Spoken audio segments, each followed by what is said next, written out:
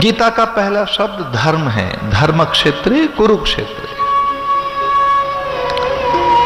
गीता का कोई आरंभिक शब्द है तो वह धर्म है। यह निसंदेह रण क्षेत्र रहा है, युद्ध क्षेत्र रहा है। एक ओर 7 और दूसरी ओर 11 अक्षौणी सेनाएं विजय के लिए इस वसुधा के और वसुंधरा के भोग और उसकी सत्ता की प्राप्ति के लिए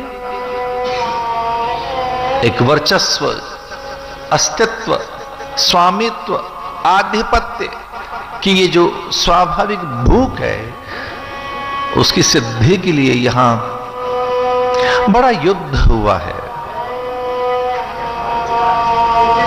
पर इसे युद्ध क्षेत्र न कहकर गीता ने धर्म क्षेत्र कहा है।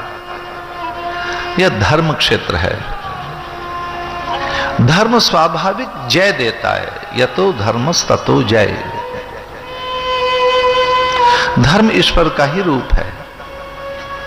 ऐसा कहा जा सकता है कि यह धर्म क्षेत्र ईश्वर की निज भूमि है।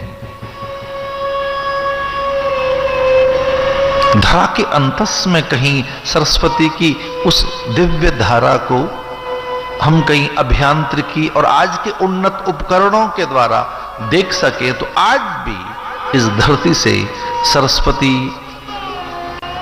बहुत भीतर से कहीं बहते हुए और पश्चिम की ओर सरक जाती हैं। गौतम, कणाद, जैमिनी, पतंजल, पाराशर, मार्कंडे, व्यास,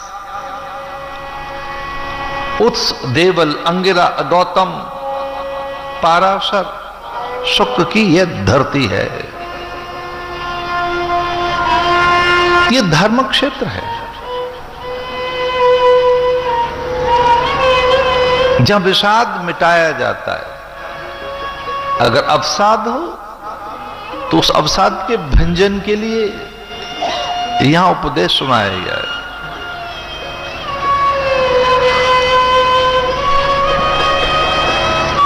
मनुष्य की सबसे बड़ी समस्या अज्ञान है, जिसे भ्रम, भय, आशंकाएं, अपूर्णता, अल्पता, नाना प्रकार के द्वंद्व, दुविधाएं, दैन्यता, अकर्मण्यता, आलस्य, प्रमाद जन्म लेता है। मनुष्य की कोई बड़ी समस्या है तो वह अज्ञानता है, जिसकी कोख से दुख और दुख समूह नित्य जन्म लेते रहते हैं। पर बड़े विश्वास के साथ मैं कहना चाहूंगा कि यह धरती, कुरुभूमि, अज्ञानता और उसकी जड़, उसके बीज, उसकी स्वाभाविक सत्ता के उन्मूलन, उत्खनन की धरती है।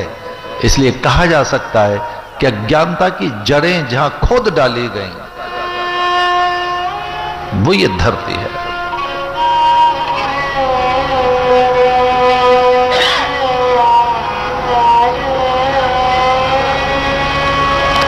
मनुष्य के पास जितना भी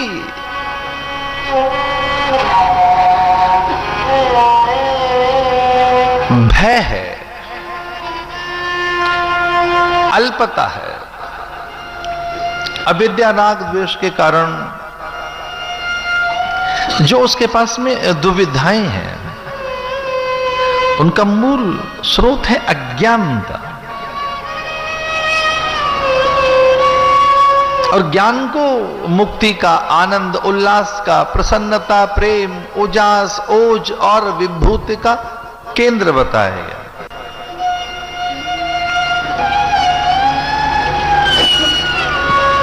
ग्रंथों में बड़ी चर्चा है कि इस मास में एक उद्योग हो और वह है अज्ञानता के उन्मूलन का उद्योग।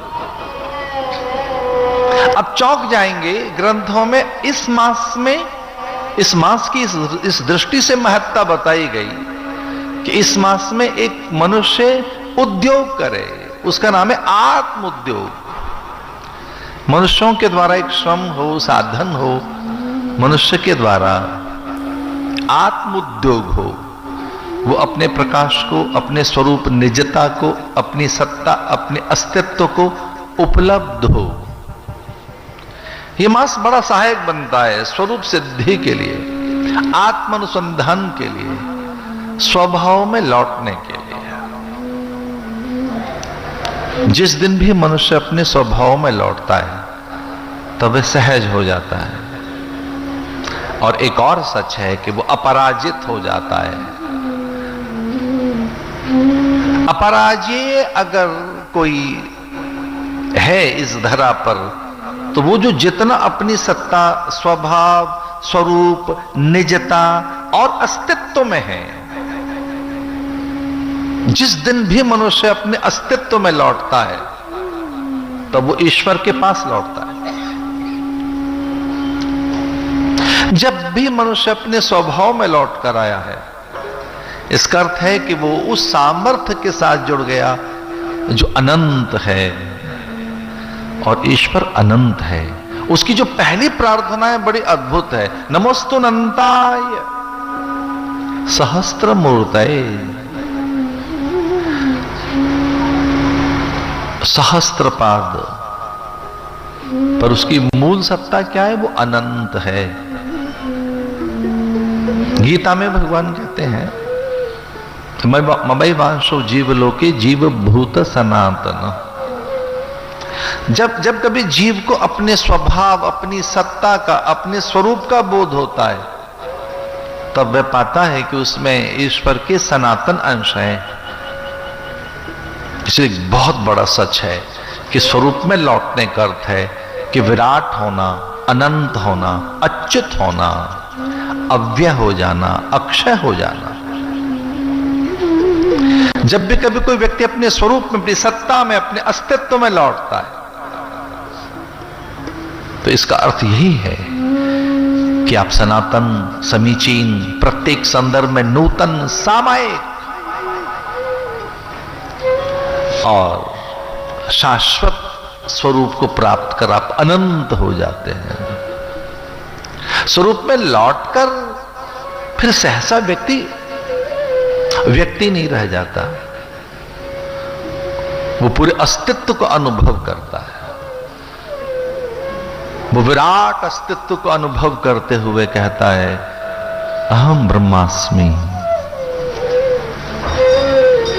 कदाचित ये बात पश्चिम की धरती पर नहीं कही गई है। हाँ, विचारक वहां रहे हैं, समाजशास्त्री, वैज्ञानिक, मनुष्य वहां रहे हैं। चकित कर देने वाले उनके भौतिकीय प्रयोग, उन्नत कोटि की दूरबीन और उनके शोध का परिणाम की अनंत आकाश में बेरोक टोक मनुष्य की आवाजाही, तारों की भीतर की हलचल, निहारिकाओं, ग्रह, नक्षत्र, शिशुमार और दूर तक वहां की चुप्पी, वहां के सन्नाटे को चीर कर वहां के जीवन को ढूंढने का जिसने साहस दिखाया, निसंदेह वे पश्चिम के प्रयोग हैं, वे पश्चिम के उपकरण हैं। लेकिन वे बहुत कहीं सतह पर ही हैं। वे उन्नत कोटि के उपकरण बनाकर उनकी अभियांत्रिकियों ने तारागणों को, अंतरिक्ष की हलचल को अनुभूत किया होगा, लेकिन वे अस्तित्व के साथ कभी नहीं जुड़ सके। इतनी बड़ी घोषणा, इतना बड़ा अनुभव वो कभी नहीं कर पाए कि मैं ब्रह्म हूं, अहम ब्रह्मास्मि, तत्त्वमसि, प्रज्ञानम ब्रह्म, आयम आत्मा ब्रह्म। मैं विराट हूं। वो अपने को तारों, निहारिका, ग्रह, नक्षत्र, शिशुमार, धरा, गगन, भूमि, वायु, अन्न की पाचकता, उसके रस, उसकी गंध, फूल की सुगंध, उसके मकरंद के साथ अपने को अनुभूत नहीं कर पाए। स्वभाव में लौटने का अर्थ है कि व्यक्ति अपनी विराटता को अनुभूत करता है। ये मांस संयोग से स्वभाव में लौटाने के लिए मांस है। जैसे जिस दिन हम ये अनुभव करें कि अग्नि माने क्या, जिसमें दाहकता, तो अग्नि की दाहकता उसका स्वभाव, जल की आर्द्रता तरलता उसका स्वभाव, धरा में जो गंध है, आकाश में जो शब्द है, दिशाओं में जो व्यापकता है, वही तो उसका स्वभाव है। तो हमारा स्वभाव क्या? अग्नि की दाहकता से अग्नि का स्वभाव जाना जाता है, जल की आर्द्रता तरलता से जल का स्वभाव जाना जाता है। मनुष्य का स्वभाव,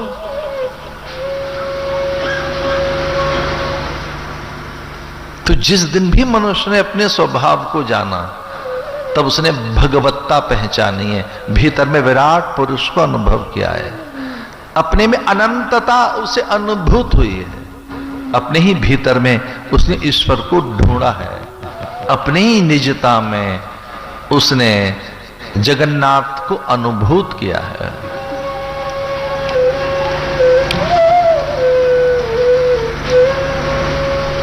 कुछ विषाद जैसा अर्जुन को हुआ था, उसके कारण फिर उसमें एक अश्रद्धा पैदा हुई, अकर्मण्यता, जड़ता। वो जड़ता इस हद तक पहुंची कि उसमें पलायन,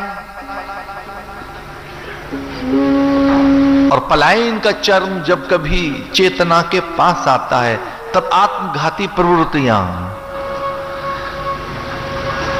जो पलायन का चरम है, जो पलायन है कि अब क्या करना है, छोड़ो, अब सब कर लिया, अब जान लिया, पलायन।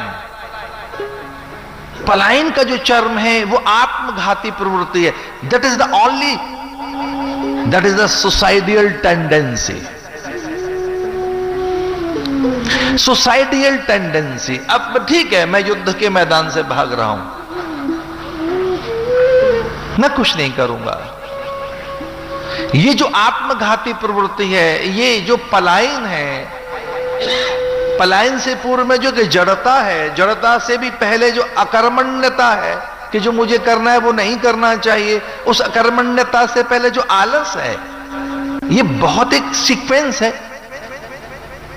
कि जब आलस आएगा, प्रमाद आएगा, तब आप में अकर्मण्यता आएगी, अकर्मण्यता जड़ता पैदा करेगी, जड़ता आप में पलायन को पैदा करेगा, और पलायन लंबे समय तक है तो भले ही न माने, सच मानिए ये अवसाद है, बड़ा अवसाद है ये। और ये अवसाद अर्जुन के पास, जिसे आज डिप्रेशन आप कह रहे हैं, जिसे आप स्ट्रेस कह रहे हैं, आज ये अर्जुन के पास। तो कोई पूछे तो सही कि गीता है क्या? गीता अवसाद से आनंद की यात्रा का नाम है, अवसाद से उल्लास की यात्रा का नाम है, पलायन से प्रयोजन की पूर्ति का नाम है गीता। और कौन दे पाया ऐसा जीवन दर्शन जो सबके लिए है, जो सामायिक है, जो समीचीन है, प्रत्येक संदर्भ में नूतन है, जिसके प्रयोग बड़े स्वाभाविक हैं। तो जहां गीता का जन्म हुआ है ज्ञान का, जहां से आत्म उद्योग के लिए कारक तत्व ढूंढे जा सकते हैं, वो ये धरती, धर्म धरा, कुरुक्षेत्र की धरा है। सच मानिए देवगणों को बार बार प्रणाम करने को मन होता है कि मार्गशीर्ष मास में या ब्रह्म सरोवर के तट पर, और हम आत्म उद्योग की तैयारी में लगे। अद्भुत कलाएं हैं, अब से लेकर और प्रबोधनी एकादशी तक की ये कलाएं सामान्य नहीं है। प्रकाश स्वाभाविक मांग है हमारी।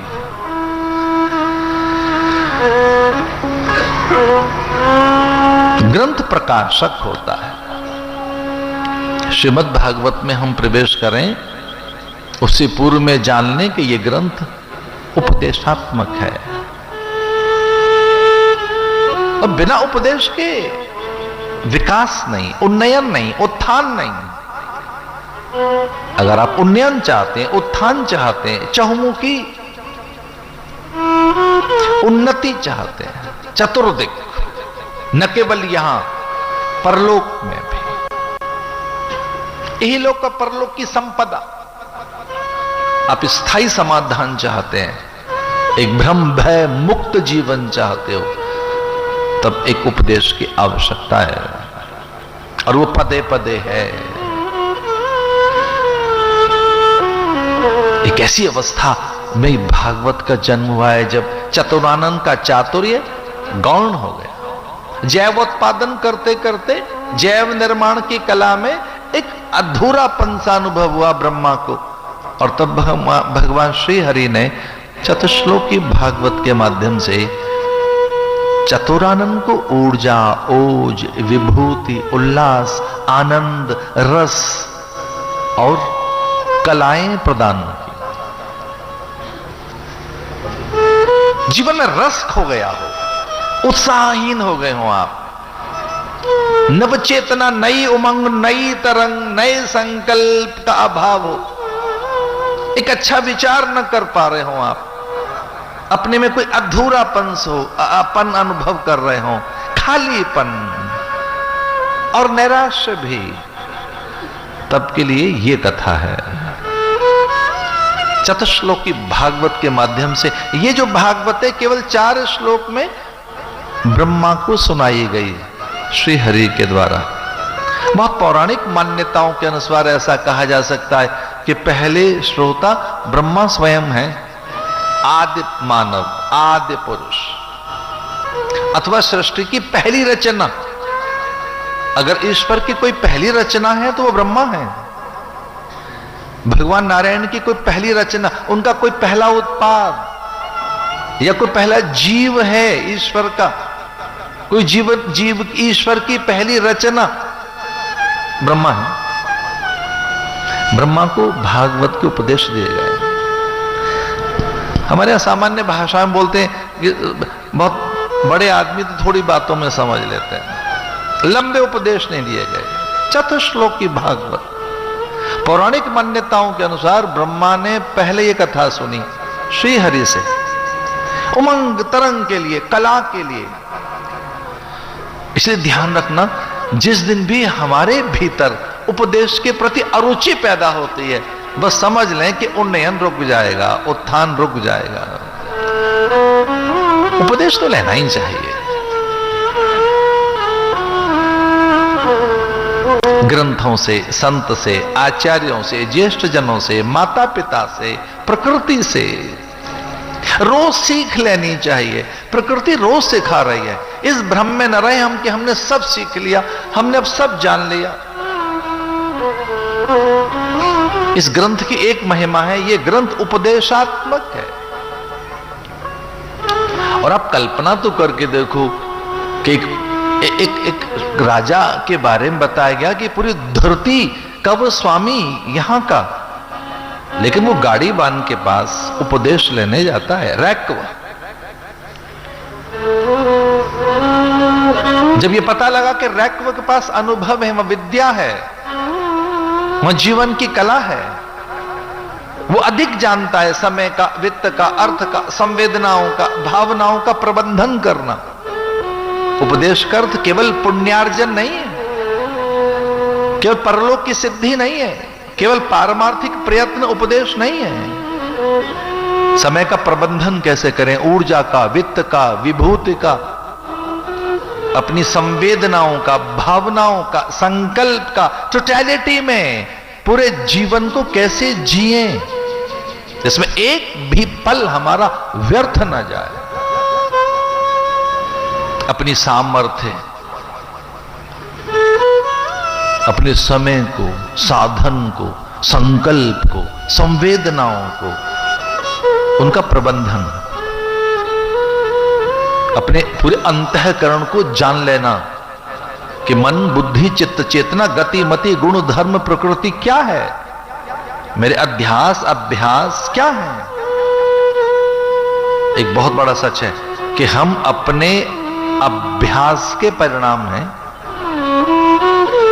हम जो कुछ है अपने अभ्यास का परिणाम है, अपनी सोच का परिणाम है, अपने चिंतन की फसल है, अपनी भावनाओं की उपज है। हम कुछ और नहीं है, अपनी भावना की उपज है, चिंतन की फसल है, हम विचार का उत्पाद हैं, हम अपने संकल्प की रचना हैं। वेद तो यहां तक कहता है हम खुद के उत्पाद हैं, हम स्वयं के उत्पाद हैं। हम जो कुछ बने हैं अपने संकल्प से, विचार भावनाओं से, चिंतन और अपने अभ्यास से। इसलिए एक बड़ी बात, उपदेश से चिंतन का निर्माण करना आता है कि चिंतन कौन सा रहे भीतर, विचार कैसे रहे, संकल्प कैसे रहे, भावनाएं कैसी हों। कई बार तो एक छोटा सा आग्रह, एक छोटी सी हठधर्मिता, तनिक सी कोई जिद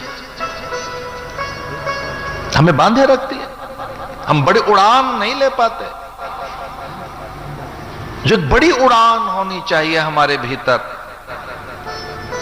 और मनुष्य के पास तो क्या उड़ान है, अनंतता की उड़ान है। जानते हो मनुष्य क्या है? जिसके पास अंतहीन अवसर नित्य हाथ लगते हैं। अपॉर्चुनिटी एक हाथ लगती है, हजार रोज हर पल। कुछ लोग ढूंढ रहे हैं कि वो कब हाथ लगेगी, वो तो रोज हाथ लग सकती है।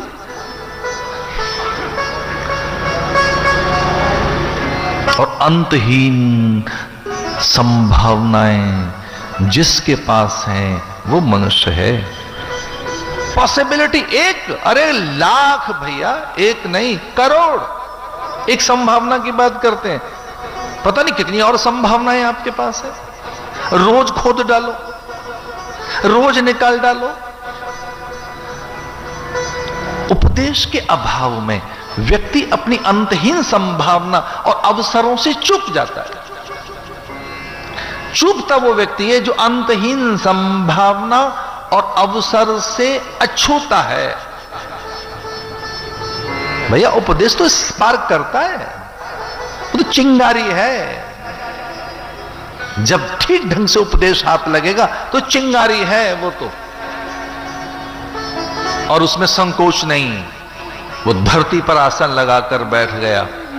एक वो जिसके पास सब कुछ था कि मुझे उद्यम करना है, उद्योग करना है, मुझे जानना है, श्रम, समय, साधन, संवेदनाएं, भावनाएं। हम ये समझ ही नहीं पाते कि इतनी कल्पनाएं हम क्यों करते रहते हैं, हम क्यों इन स्मृतियों के साथ साथ जीते, हमें ऐसे ही विचार क्यों आते। बहुत कठिनता के साथ ये समझ में आता है कि ऐसे सपने क्यों आ रहे हैं, हमारी ऐसी रुचि क्यों बन गई है। ये काम तो है ये समझना, पूरा अपने को जानना। बहुत कुछ है करने को, अपने ऊपर प्रयोग इतने किए जा सकते। उपदेशात्मक ग्रंथ है ये। और जब उनके पिता को यह पता लगा, जो इस कथा के नायक हैं, उनका नाम है सुखदेव। जब सुखदेव के पिता को यह पता लगा कि मेरा पुत्र पूर्ण है, फिर भी इसे उपदेश की आवश्यकता है। अगर पिता ऐसा कहे, माता ऐसी कहे, ज्येष्ठजन ऐसा कहें, गुरुजन ऐसा कहें, तब संकोच मत करना, तब सीखने निकल पड़ो। महर्षि वेदव्यास ने अपने पुत्र से कहा कि सुख, ऐसा मेरा मन कहता है कि एक बार जनक के पास जाकर कुछ सीख लो, कुछ सुन लो। वहां बोलना मत, सुन लेना उनकी जाकर। और ये पहला साधन है। वेद ने पहला साधन बोलना नहीं बताया, देखना पहला साधन नहीं है। पहला साधन कौन सा है? भद्रम कर्णेभिः शृणुयाम देवा। वेद कहता है कोई पहला साधन है तो वो सुनना है। अच्छा, हम तो वेदांती साधु हैं, तो वेदांती साधु ऐसा कहते हैं, श्रवण मनन निदिध्यासन श्रवण।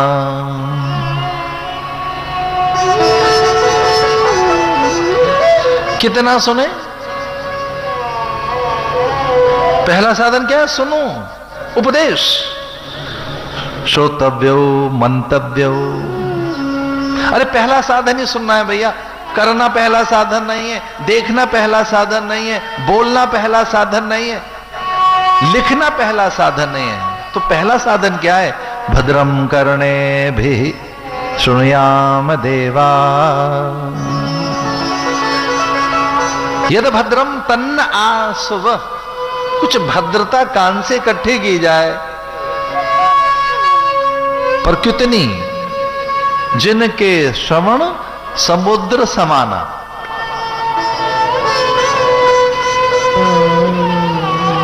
कथा तुम्हार सुभग सर नाना। इतने बड़े आकार के तो कान हो आपके। कितने बड़े आकार के? समुद्र जैसे। जिनके श्रवण समुद्र समान। तो समुद्र के आकार के जिनके कान हैं। तो पहला उपदेश क्या है? सुनो। उपदेशात्मक है ये कथा, उपदेशात्मक।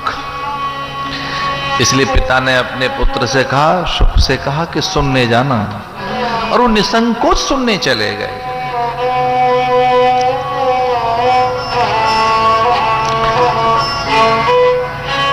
सात दिन जो आपने साधन करना है वो सुनने का है।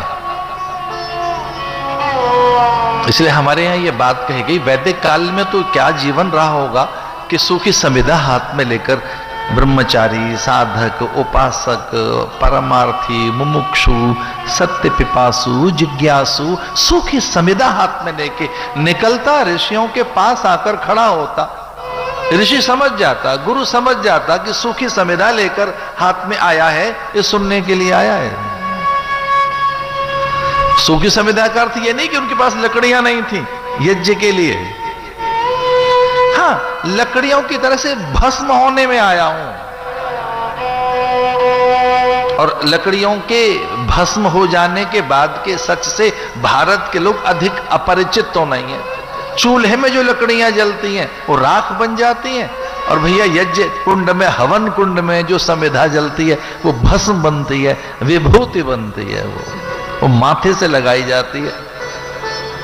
शिव उसे अपने अंग पर आलेपित करते हैं, भगवान के मस्तक पर।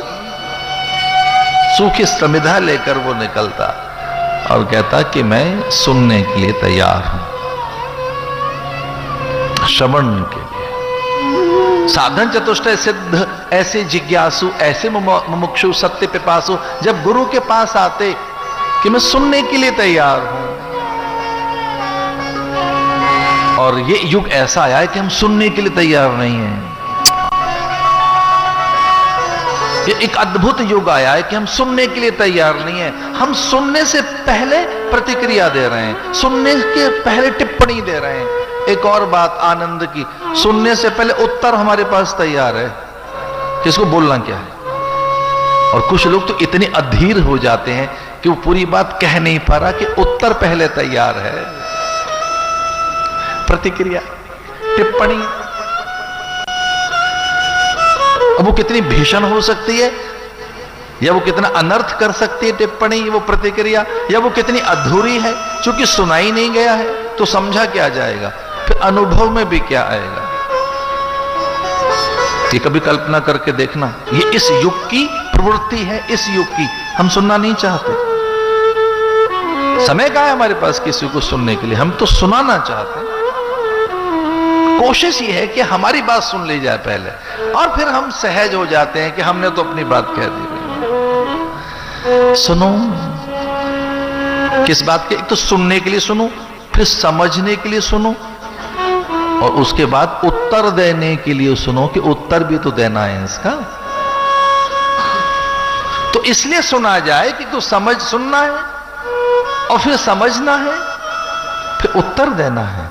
हो सकता है कि उत्तर में गुणवत्ता आएगी, फिर फिर आपके सुनने के बाद जो आपका उत्तर है, जो आपकी प्रतिक्रिया है, उसमें गुणवत्ता आएगी, वो बहुत सहज होगा आपका उत्तर।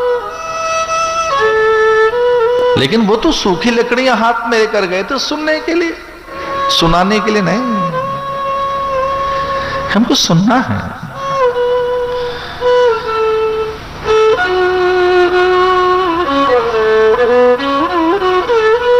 88,000 ऋषि नैमिषारण्य में जो सुनना चाहते थे, वे विज्ञानी थे, विचारक थे, तत्ववेत्ता थे, ऊर्ध्वरेता थे, वे सब के सब अद्भुत दार्शनिक थे। लेकिन उन्हें ऐसा लगा कि महामती की सन्निधि मिली है, ब्रह्मज्ञानी के, त्रिकालदर्शी के, इसलिए उससे सुना जाए। शौनिक को अपना प्रतिनिधि बनाकर 88,000 ऋषियों ने सुना। फिर दूसरा है स्तुत्यात्मक। बहुत ध्यान से इस बात को लेना, जो सुन लेते हैं उन्हें बोलना आ जाता है, और बोलना एक बड़ी कला है। जिसको सुनना आ गया, जो बहुत सुनता है व्यक्ति, उसको बोलना आ जाता है, उसे कुछ करना आ जाता है, उसे कुछ देखना आ जाता है, वो प्रयोग धर्मा बन जाता है, वो रचना धर्मी होता है, सृजन उसी का श्रेष्ठ होता है। इसे सुनना आ गया। जिसे सुनना नहीं आता उसका सृजन श्रेष्ठ नहीं हो सकता। उसकी रचना धर्मिता में मंदता होगी। रचना धर्मता में जो प्रखरता आती है वो बहुत सुनने के बाद आती है। इसलिए हमारे यहां यह कहा जाता था बहुश्रुत प्राणी है। आज मानक बदल गए, आज कहते हैं well read, the person is well read. Well read को आप पढ़ा लिखा कह सकते हैं, हमारे यहां वेल रेड नहीं कहा जाता। आज भी बहुश्रुत। हमारे यहां जो साधु संत विचारक मनीषी ज्ञानी हैं, वैसे तो भगवान क्षमा कर दें, गे गे भागवती वार्ता। अब घर घर में भागवत हो रही है हमारा, घर घर में। अच्छा, जगह जगह दीप जले, अच्छी बात, प्रकाश हो। लेकिन पहले व्यास कौन होते थे? आचार्य कौन? व्यास को, आचार्य को, मनीषी को, तत्ववेत्ता को, ब्रह्मज्ञानी को, अथवा अत्यंत अत्यंत गुणी व्यक्ति को पता है क्या कहा जाता था? और आज भी बहुश्रुत, बहुश्रुत। इन्होंने बहुत सुना है। तो बड़े महापुरुषों को ऐसा कहते थे। मैं बड़ा भाग्यशाली व्यक्ति हूं, मैंने करपात्री जी महाराज के दर्शन किए, पूज्य स्वामी खंडानंद जी महाराज के। तो उनको बहुश्रुत कहा जाता था। जब वे प्रवचन करते, अथवा जब वे मीमांसाओं पे बोलते, अथवा वे जब वेदांत पर प्रवचन कर रहे हैं, अथवा सांख्य न्याय योग पर, उनकी भाषा, चिंतन, चरित्र, आचरण से सुनने के बाद ऐसा कहते थे विद्वान, बहुश्रुत हैं ये। पहले सुना जाए, सुना जाए। आज की भाषा में कहा जाता है वेल रेड, बड़ा पढ़ा लिखा आदमी है। भाई बहुत ही पढ़ा लिखा आदमी है। हमारे आध्यात्मिक गलियारों में यह नहीं बोला जाता, हमारे यहां कहा जाता है बहुश्रुत है, बहुत सुना है इसने। किनको? गुरुओं को, क्रम से, प्रक्रियाएं इसे पता है, इसे प्रणाली पता है, इसे ज्ञान का पता है, इसे शास्त्र का पता है, इसे खूब सुना है। बहुश्रुत। तो सुनने के बाद क्या आएगा? बोलना आ जाएगा आपको। स्तुत्यात्मक ग्रंथ है ये। करना आ जाएगा आपको, देखना आ जाएगा आपको कि क्या देखें और क्या न देखें, क्या ग्रहण करें। तो जो पूज्य अपूज्य, मान्य अमान्य, ग्राह्य अग्राह्य, ग्रहण त्याग है, हे उपादेय है, उसमें कहीं आप निष्णात हो जाएंगे। ये हे है और ये उपादेय है, ये ग्रहण करने योग्य, त्याज्य योग्य है। बोलना आ जाएगा आपको। इसे बड़ी सुंदर सी पंक्तियां हैं, पता नहीं किसने लिखी हैं, राम जाने, पर अद्भुत पंक्तियां हैं। वो लिखता है कि जब भी बोलिए वक्त पर बोलिए। वो लिखता है कि जब भी बोलिए वक्त पर बोलिए, मुद्दतों सोचिए, मुक्तसर बोलिए। जब भी बोलिए वक्त पर बोलिए, मुद्दतों सोचिए। कभी बोलने को आए ना आपको, आप ऐसा क्रम आए कि अब आपको बोलना है, तो जब भी बोलिए, कब बोलना? वक्त पर बोलिए, समय पर बोलिए। जब भी बोलिए वक्त पर बोलिए, मुद्दतों सोचिए। अब बोलने का समय आ गया आपका, अब आपकी बारी है, आपका क्रम है, अब आपको बोलना है, पर कब बोलना है? समय पर। और उसके लिए मुद्दतों सोचिए। सोचो और सोचो और सोचो, समय लो और समय लो, और आप इतना समय ले लें, और जब आप बोलेंगे तो फिर क्या बोलेंगे? जब भी बोलिए वक्त पर बोलिए, मुद्दतों सोचिए, मुख्तसर बोलिए।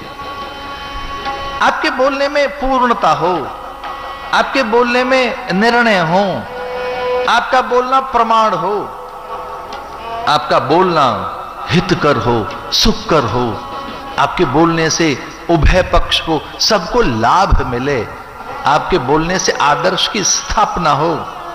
जब आप बोलें तो लगे कि ये अंतिम निर्णय आया है। इसलिए इतनी चिंता ना हो कि हम बोल दें एक बार, हम बस अब हम बोल जाएं। स्तुत्यात्मक, तो भगवान की स्तुति कैसे करें? इसमें स्तुतियां बड़ी हैं। कैसे ब्रह्मा ने स्तुति की है भगवान की, किस तरह से प्रचेताओं ने, किस प्रकार से ऋषियों ने स्तुति की है, और स्तुति से वो प्रसन्न तो हो जाते हैं।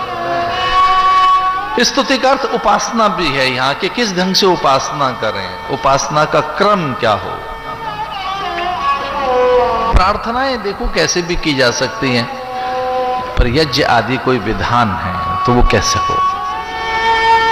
ये ग्रंथ गीतात्मक है। गीतात्मक का अर्थ है गीता, रहस्य में। भागवत के अंदर अनेक गीताएं छुपी हुई है। गीतिका, सच तो है कि भागवत गाने योग्य है। वैसे तो हमारे सारे ग्रंथ गेयात्मक हैं, लयात्मक हैं, एक रिदम है उनमें, एक मेलोडी है, अद्भुत रिदम है। वेद में सामवेद तो गाया ही जाता है। एक बहुत आनंद की बात है कि हमारे ग्रंथ गाने लायक हैं। सामवेद गेयात्मक, गीतात्मक, पांडव गीता, कपिल गीता, गर्भ गीता, अष्टावक्र गीता, और ये मूल गीता हमारी, जिसका पहला शब्द ही है धर्म क्षेत्रे कुरुक्षेत्रे संवेतायोत्सव। ये धर्म क्षेत्र से गीता।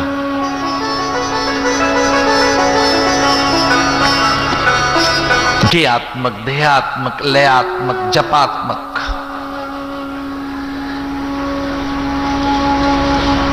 एक और इसकी बात कही, घटनात्मक।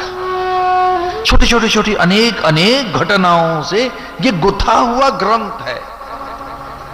कल्पांत में एक नारायण से लेकर और जीव की आज की अवस्था तक कि इसमें सारी घटनाएं जोड़ी गई हैं। छोटे छोटे संयोग से, छोटे छोटे संयोगों से जोड़कर कब से काल की रचना, और कब से प्रथम मानव या प्रथम जीव या उनकी पहली रचना, प्रत्येक काल और उसकी घटनाओं को गूंथा गया है इसमें। इसलिए भागवत में प्रवेश का अर्थ है कि आप पीछे जा सकते हैं, मूल में लौट सकते हैं, अपने मूल में। और हमारा जो मूल है वो ऊपर है, नीचे नहीं है। जैसे एक वृक्ष की कल्पना आप करें तो वृक्ष की जड़ें नीचे होती हैं, तने ऊपर होते हैं, पर जो हम हैं, हमारा जो वृक्ष है उसकी जड़ें ऊपर है। कभी आप वंश वृक्ष बनाकर देखें, अपना फैमिली ट्री बनाकर देखिए, तो फैमिली ट्री जब बनाओगे तो आप नीचे हैं, आपके ऊपर आपके पिता, उनके पिता के पिता के पिता के पिता। आप कभी फैमिली ट्री बनाकर देखें तो पहले तो नीचे आप आएंगे, या फिर आपके बच्चे होंगे। आप तो बहुत नीचे हैं, फिर आपके पिता ऊपर हैं, फिर उनके पिता हैं, फिर उनके पिता हैं। इसलिए यहां भगवान ने बड़ी सुंदर बात कही कि मुझे जानना हो तो ऐसे ऊपर देखो, ऊर्ध्वमूल अधशाखा मश्पतम प्राहुरव्ययम, ऊर्ध्वमूल अधशाखा अश्वत प्राहुरव्ययम, छन्नांसि यस्य पर्णानि यस्तम वेद स वेदवित्। जब मैं दोपहर पहुंचा यहां तो इस तरह के ये श्लोक मेरे कानों में गुंजायमान हो रहे थे। मैं बहुत ही आनंदित हुआ। ये वाला श्लोक मेरे कान में पहले पड़ा। यहाँ बच्चे गुंजायमान कर रहे थे सामने वाले मंच पर, ऊर्ध्वमूलाद शाखा अश्वत प्राहुरव्ययम, ऊर्ध्वमूल। इसे जब दीपक जलाओगे तो लो ऊपर जाएगी। हम सबका मूल कहां है? ऊपर। ऊर्ध्वमूल, हमारा मूल कहां है? ऊपर।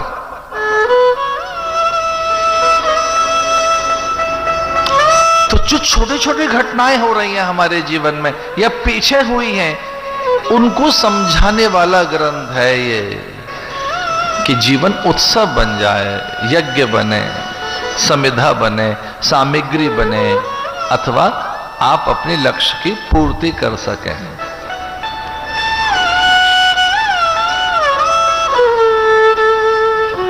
भागवत का संकल्प है, उसमें प्रवेश करते हैं।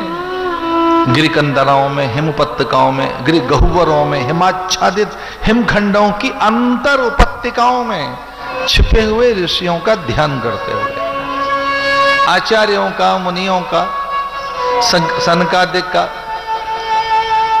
व्यास का, गुरुजनों का ध्यान करते हुए, गणेश का, इस सुंदर सी एक चौपाई के साथ कथा के कपाट खोलते हैं, गुरुजनों को ध्यान करते हुए। ऐसा कहते हैं कि गुरुओं का पहले स्मरण करना चाहिए, आचार्यों का, ऋषियों का। तो इस पंक्ति के साथ हम प्रवेश करते हैं कथा में।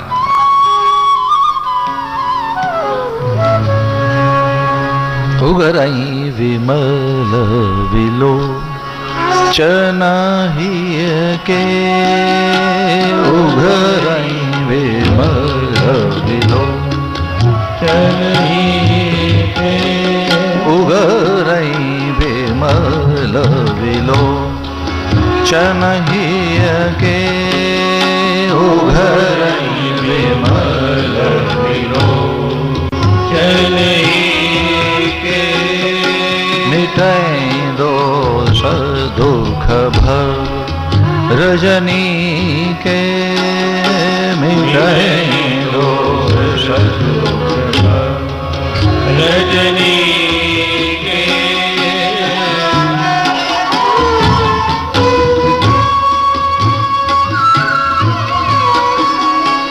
उगरई विमल विलोचन ही के, मिटहि दोष दुख भर रजनी के। उगरई विमल विलोचन ही के, उगरई विमल विलोचन ही के।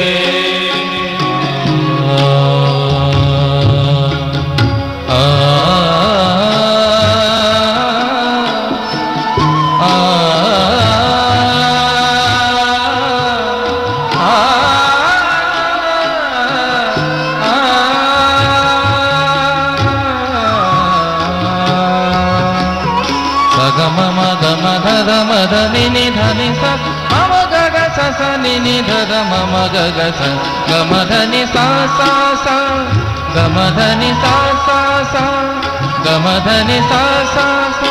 उगरई विमल विलोचन ही के, उगरई विमल विलोचन के।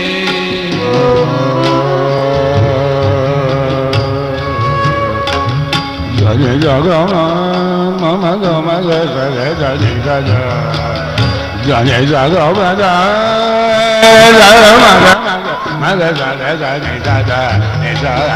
जने जग जाने जाने दादा जाने दादा ने जामा जामा जामा जामा जाने दादा दादा जामा जाने दादा दादा उभरई विमल बिलो चनहि के उभरई विमल बिलो चनहि के विमल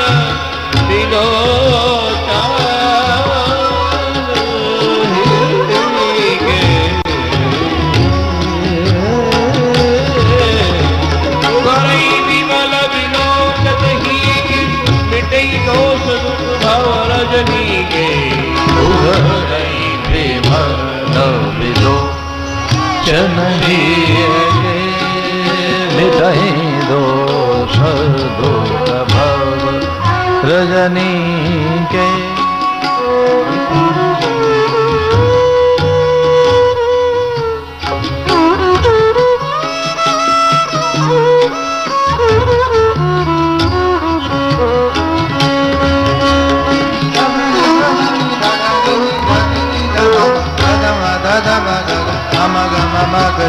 गमदनि सा सा सा गमदनि सा सा सा गमदनि सा सा सा उभरई विमल बिलो चनहि के मिटहि दोष दुख भव रजनी के मिटहि दोष दुख भव रजनी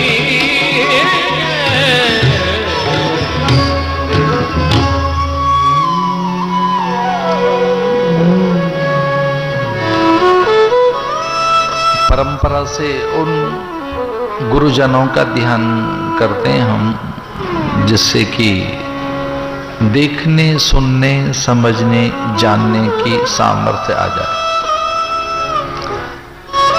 हमारे भीतर दिव्य संकल्प अंकुरित हो सके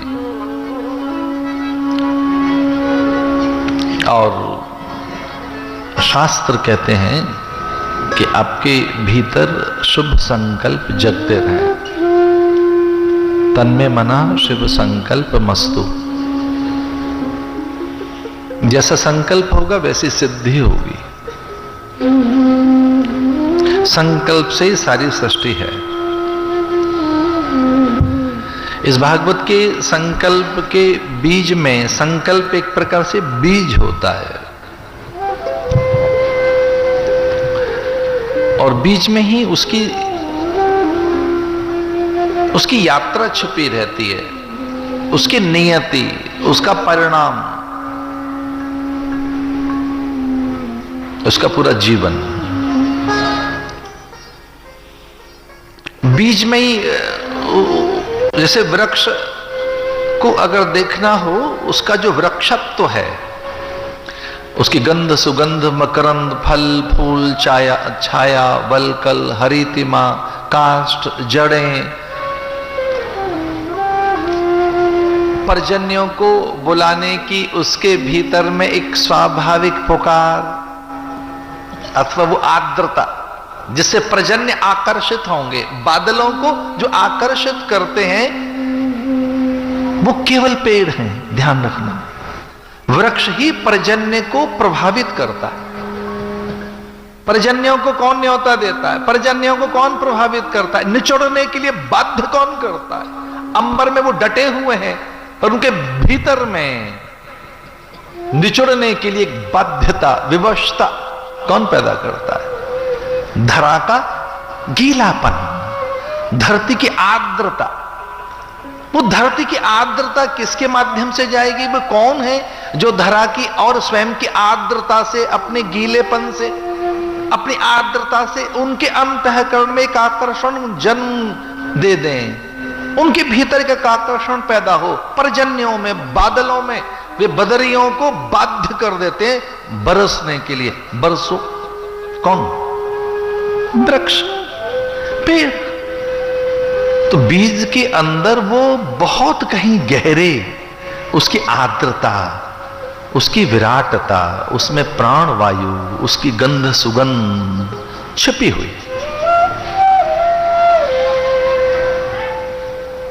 कभी वो ठीक ऋतु में धरती में रोप दिया जाता है, और उस धरा में जहां उर्वरा है, उन्नत उर्वरा, जहां एक सही गीलापन है, ऐसी योग्य धरती जब बीज को सहेज कर अपने भीतर छुपा लेती है, और जब बीज मिटने के लिए तैयार हो, गलने के लिए, अपने पूरे अस्तित्व को पानी पानी करने के लिए, तो आपने देखा कि बीज मिटा, धरा के गीलेपन के साथ वो एकाकार हुआ, और वहीं की गंध से, वहीं की एक विशेष प्रकार की वो उर्वरा उसे फिर से उगाने के लिए, पैदा करने के लिए बल देती है, क्योंकि वो जानती है कि बीज में वो संभावनाएं हैं, बीज में जीवन तो छुपा है ना, वृक्ष बनना छुपा है उसमें, और जैसे वृक्ष बना तो फल, फूल, गंध, सुगंध, मकरंद, जड़ें, वलकल, छाया, छाल, क्या नहीं है उसमें।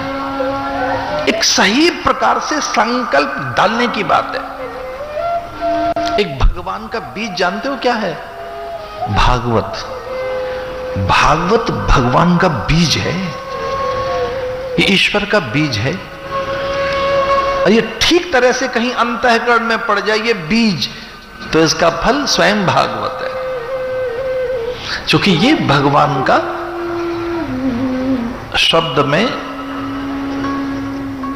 अथवा वांग में स्वरूप बताया गया है।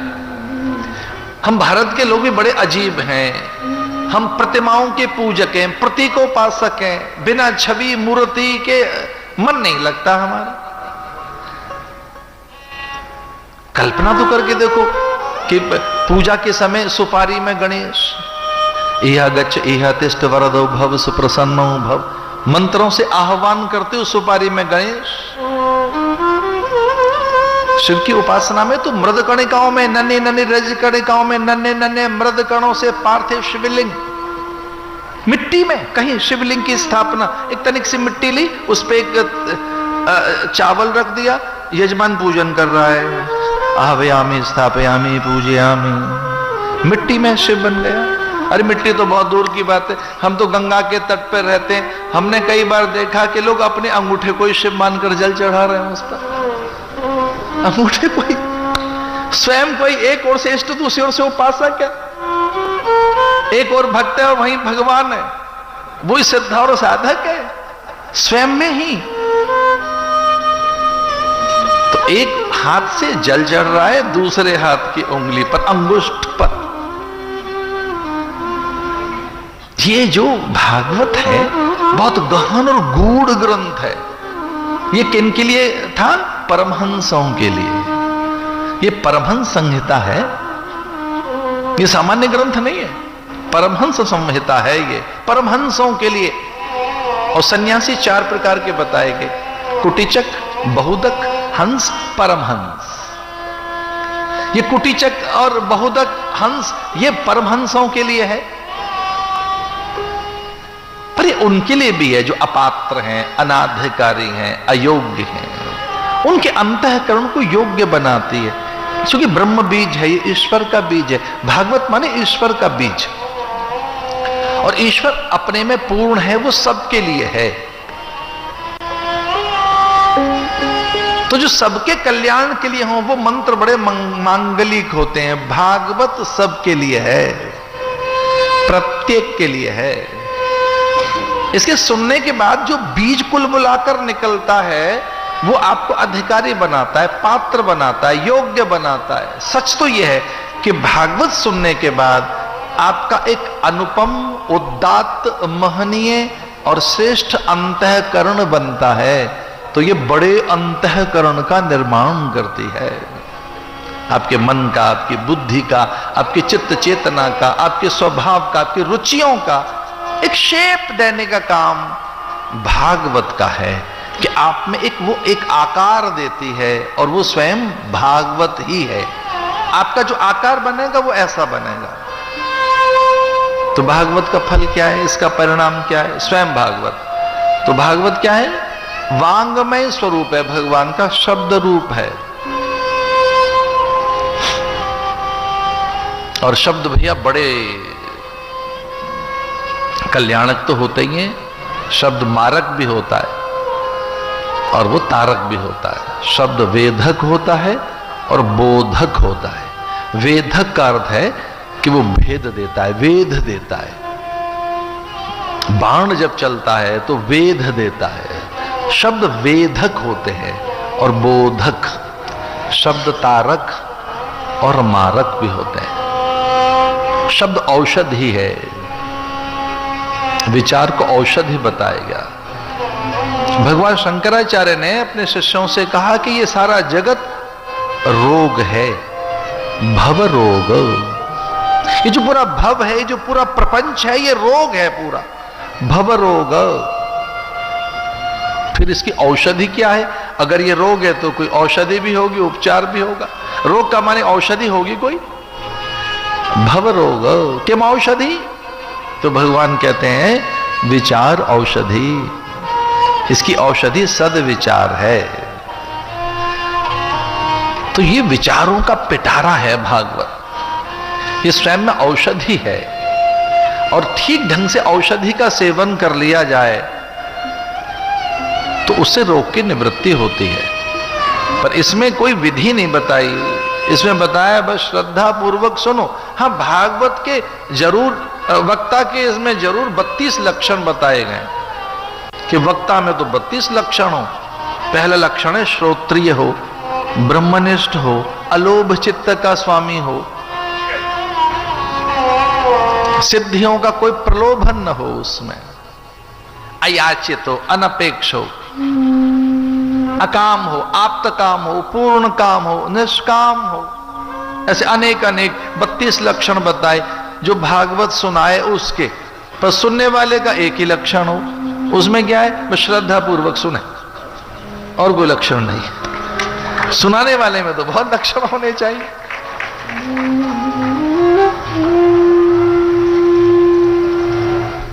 भागवत का पहला श्लोक सुनाते हैं जो बहुत ही अद्भुत है और वहीं से भागवत की सीढ़ी तय करते हैं, या वहां से मार्ग तय करते हैं, या वहां से सोपान तय करते हैं। और ये भागवत का जो पहला श्लोक है ये रचा गया है उत्तुंग शिखर पर, जिसे बद्रिकाश्रम कहते हैं। भगवान बद्री विशाल जहां है, विशालापुरी में बदरी विशाल, बदरीश भगवान, बद्रीनाथ धाम, बद्रिकाश्रम। तो ये वो पहला श्लोक वहां रचा गया है। तो बद्रिकाश्रम केदार खंड में आता है। बद्रिकाश्रम केदार खंड, उसे नारद क्षेत्र भी कहते हैं,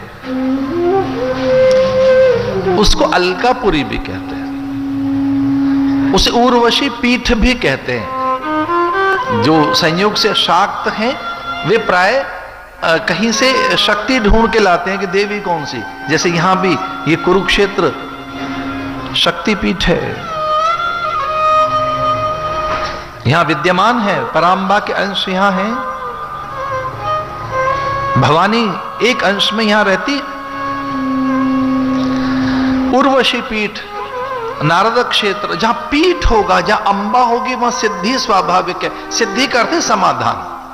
देखिए, जब मैं कभी सिद्धि की बात कहूं तो उसका अर्थ यह लगा ना समाधान की बात कर रहे हैं। सिद्धि कौन? जो हमारा समाधान कर दे, जिससे मन का समाधान ना हो, चित्त का समाधान ना हो, बुद्धि के भ्रम निवृत्त ना हो, जिससे अभाव भंजन ना हो। सिद्धि किसे कहेंगे? जो अभाव मिटा दे। भाई जिससे अभाव बना रहे वो सिद्धि कैसी? सिद्धि का अर्थ है अल्पता, न्यूनता, रिक्तता चली जाए, जिसके बाद कभी अभाव न रहे, उसी का तो नाम सिद्धि है। और वो कौन सी सिद्धि है? भगवत प्राप्ति ही मूल सिद्धि है। भगवत प्राप्ति ही अजेय सिद्धि है। भगवत प्राप्ति के बाद ही समाधान होगा। उर्वशी पीठ, नारद क्षेत्र, केदार खंड, सनकादिक घाट और गंगा के कई रूप हैं जहां से मंगला मां, अलका, अलकनंदा निकलती हैं, विदुता, शेष, कलमशा, जिनके लिए इतना लिखा गया कि स्नान नहीं, जिनके वाष्प से, जिनके द्रव्य से, जिनकी एक अज्ञात सन्निधि से विदुता, शेष, कलमशा सदा के लिए आपके कलमशों का अंत हो जाए, कलमश न रहे आपके भीतर में, विकार न रहे, जो विकार की निवृत्ति कर दे उसे अलकनंदा कहते हैं। वहां महर्षि वेदव्यास ने ये महाभाव उतारा, ये परम ज्ञान। सच्चिदानंद रूपा विश्वोत्पत्त्यादि हेतवे तापत्रय विनाशाय श्रीकृष्णाय वयं नमः, श्रीकृष्णाय वयं नमः, श्रीकृष्णाय वयं नमः, श्रीकृष्णाय वयं नमः, श्रीकृष्णाय वयं नमः। सच्चिदानंद रूपाय विश्वोत्पत्त्यादि हेतवे तापत्रय विनाशाय श्री कृष्णाय वयं नमः। ये भागवत का पहला श्लोक है जिसमें भगवान को सदघन, आनंदघन, चिदघन कहा गया। सदघन, चिदघन, आनंदघन, भगवान सच्चिदानंद हैं। ये जगत अगर टिका हुआ है तो दो चीजों से केवल, एक है रूप, दूसरा है नाम। तो जगत क्या है? नामात्मक और रूपात्मक। वेदांती महापुरुष ऐसा कहते हैं जगत नामात्मक है, रूपात्मक है। तो भगवान का रूप क्या बताया गया? सच्चिदानंद रूपाय। भगवान सच्चिदानंद हैं, आनंद स्वरूप हैं। आनंद परमात्मा में, आनंद वह ब्रह्म, रस भगवान में है। सच्चिदानंद रूपाय विश्वोत्पत्त्यादि हेतवे तापत्रय विनाशाय श्री कृष्णाय वयं नमः।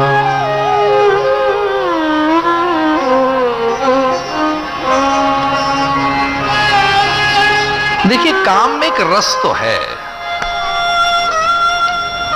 एकदम सिरे से खारिज नहीं किया जा सकता। काम की एकदम निंदा तो नहीं की जा सकती कि साहब काम से तो हमारी उत्पत्ति हुई है, और काम एक पुरुषार्थ है भाई। धर्म, अर्थ, काम, मोक्ष, हमारे यहां काम की निंदा कभी नहीं थी। हाँ, उसकी मात्रा, उसका नियंत्रण, एक मर्यादा, सीमा रेखाएं, उसका स्वरूप स्वभाव जिसने नहीं समझा तो काम ही कहलाता है और वो बड़ा निंदनीय है। पर जिसने उसका नियंत्रण किया, तो उपभोग और उपयोग दो शब्द तो हैं ही हमारे यहां। एक तो उपयोगिता है, एक उपभोक्ता है, उपभोगी होना। जब हम उपभोगी होते हैं तब ध्यान रखना, हम निपट ग्राहक होते हैं, और उपयोगिता में हम साधक होते हैं। एक अद्भुत संस्कृति अब पैर जमा रही है भारत में, उसका नाम है उपभोक्तावादी संस्कृति। जड़ जम गई अब तो उसकी। मैं नहीं जानता कि इसके अर्थ क्या है, मुझे बिल्कुल उसके अर्थ अभी तक समझ नहीं आए। इतना ही मैं समझाऊं कि अपने अधिकारों के प्रति सचेत कर देने वाला नारा है वो, कि जागो ग्राहक जागो। मुझे इतना ही समझ में आया कि अपने अधिकारों के प्रति, और कोई छल ना हो जाए आपके साथ उत्पाद से, कि उत्पाद में प्रकाश की बात कही गई, स्वास्थ्य की, सौंदर्य की, लावण्यता, रूप, माधुर्य, मुग्धता, मासलता की, पौष्टिकता की, यही तो बात कही गई उत्पाद में, कि इसमें रूप है, मासलता है, मुग्धता है, माधुर्य है, स्वास्थ्य है, सौंदर्य, तिलस्म, सम्मोहन है, और हाँ, कुछ ही देर के बाद तो आप वो हो जाएंगे जो कोई नहीं हो सकता, आप अनूठे से हो जाएंगे। उत्पाद यही तो एक आश्वासन देता है। तो ध्यान रहे, एक शब्द है उपयोग, उपयोगिता, सदुपयोग शब्द एक है उपभोग। भोग, उपभोग में भोग जोड़ा है और उपयोग में योग जोड़ा है। ये बहुत अद्भुत बात है कि काम में कोई एक रस तो है, लेकिन ध्यान रहे, ब्रह्म रस कुछ और है, राम रस कुछ और है। तो काम के रस की निंदा कभी नहीं है भाई। ये कैसे हो सकता है? काम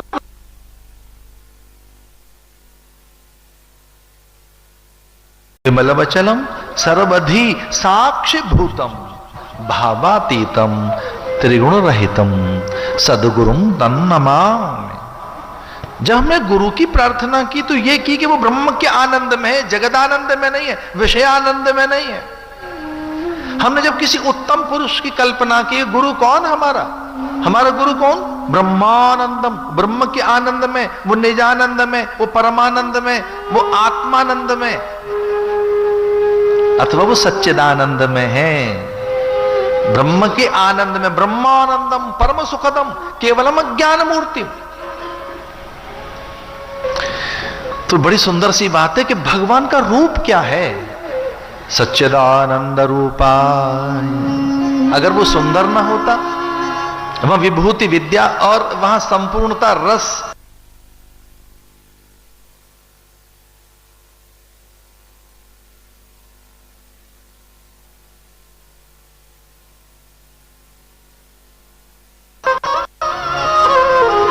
पर सुंदर व्यक्ति किसे कहते हैं? जिसमें पूर्णता है। ध्यान रखना, जो वस्तु पूर्ण नहीं होती वो सुंदर नहीं हो सकती। इसलिए एक ही सुंदर है और उसका नाम है श्याम सुंदर, या हमारे भगवान। कोई सुंदर एक ही है। श्रुत्वा, ऐसा रुक्मिणी कहती है कि मैंने ऐसा सुना है कि आप गुणी हैं, जयी हैं, काले नरसिंह मनोभिरामम, आप जैसा कोई नहीं है। और हां, आपके बारे में एक बात और सुनी है कि आप सुंदर भी हैं। कि सुंदर क्या होता है? मैंने सुना है कि वही व्यक्ति सुंदर हो सकता है जो पूर्ण हो, जितेंद्रिय हो, जो इंद्रियों में उलझा हुआ है, पदार्थ के आकर्षण में रूप जिसे उलझा लेता है, वो व्यक्ति सुंदर नहीं रहता। और आपका तो सुंदर भी, आपका तो वो सौंदर्य भी अक्षुण है। तो भगवान की चर्चा भागवत के एकदम पहले, महर्षि वेदव्यास से रहा नहीं गया, वो सीधे सीधे भगवान की चर्चा कर रहे हैं और कहते हैं सच्चिदानंद रूपाय। उसमें आनंद है, रस है, माधुर्य है, मुग्धता है, और हां, उसका रूप सच्चिदानंद है। जानते हो, व्यक्ति का नाम रूप से ही है। जैसे सद्य नवजात शिशु है, फिर थोड़ा बड़ा है तो बालक है, और फिर किशोर है, उसके बाद कहते हैं तो तरुण है, तरुणाई गई कहते हैं युवक है, युवती है, अब यौवन चला गया, बुढ़ापा नहीं आया। ऐसे बीच के लोग पता है क्या कहलाए जाते हैं? प्रौढ़। और वे बड़े कष्ट में रहते हैं। वो युवक तो रह नहीं जाते, अभी बूढ़े हुए नहीं है, वो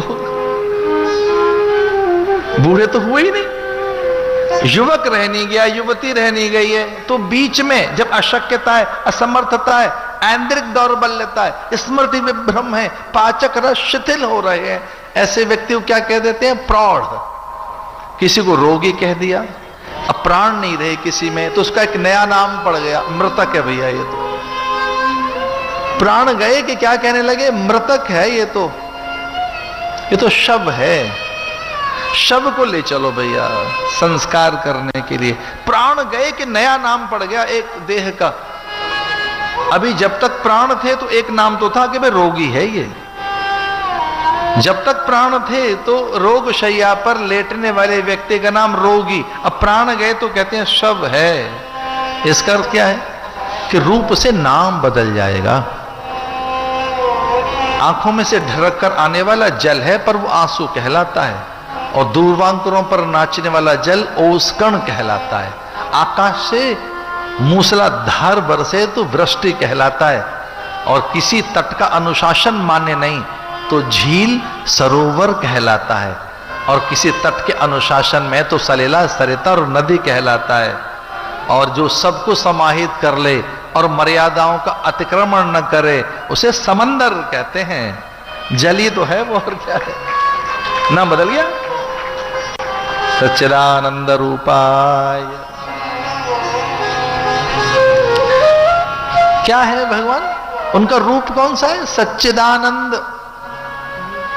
फिर वो राम बनकर आते होंगे त्रेता में, वो द्वापर में श्याम बनकर आते होंगे, कि वो परशुराम बनकर आते हैं, या कि वो 3 पग में धरा मापने के लिए वामन बनकर आते हैं, या वो इस धरा को व्यवस्था देने के लिए पृथु बनकर आते हैं, कि वो आदिनाथ बनकर आते हैं, या करुणा से भीग जाए जब कभी उनका अंतःकरण तो बुद्ध बनकर आते हैं।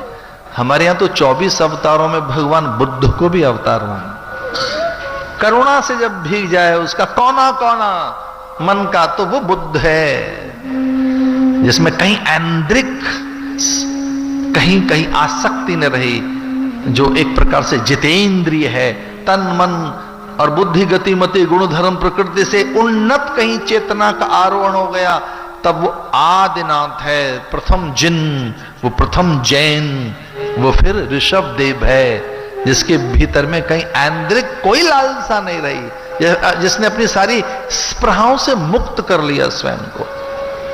सच्चिदानंद रूपाय। अच्छा, भगवान तो है, पर करते क्या है वो? विशुत्पत्त्यादि हेतवे।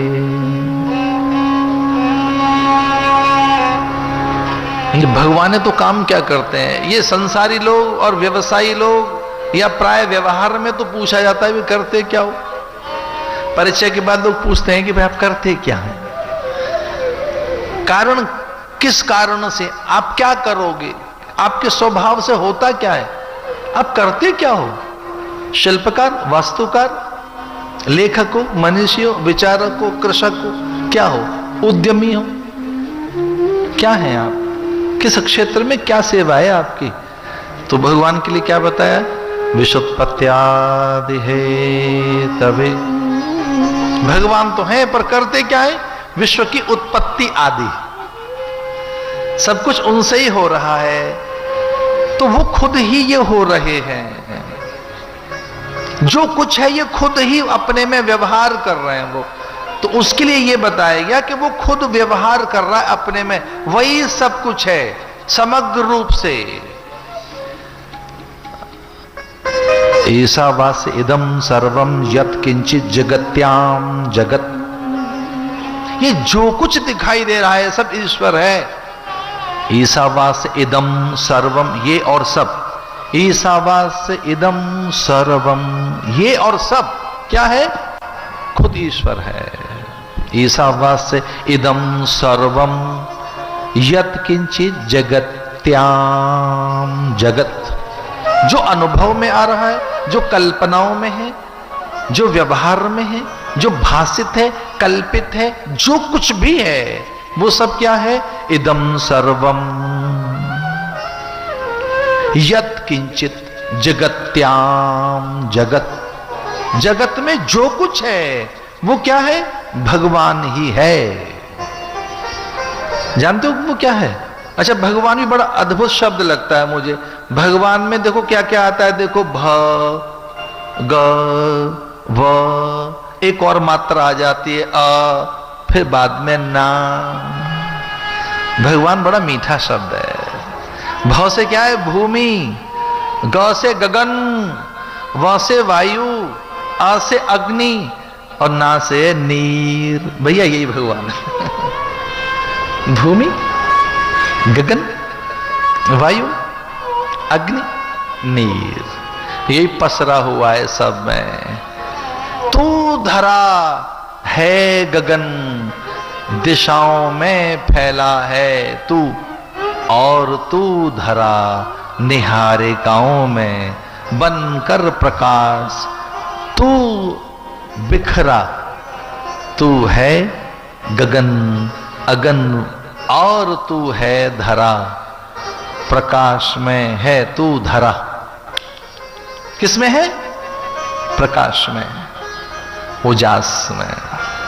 मुझे ये बात बहुत अच्छी लगती है। मैं तो भक्त हूं, वेदांती, मैं अभ्यास से वेदांती तो हूं ही, पर मैं भक्त हूं। मुझे बहुत अच्छा लगता है जब मैं ऐसा कहता हूं। विष्णु सहस्त्रनाम बड़ी सुंदर सी बात आई। अनेक रूप रूपाय विष्णवे प्रभ विष्णवे। ये जितने रूप दिखाई दे रहे हैं सब कौन है? विराट विष्णु है।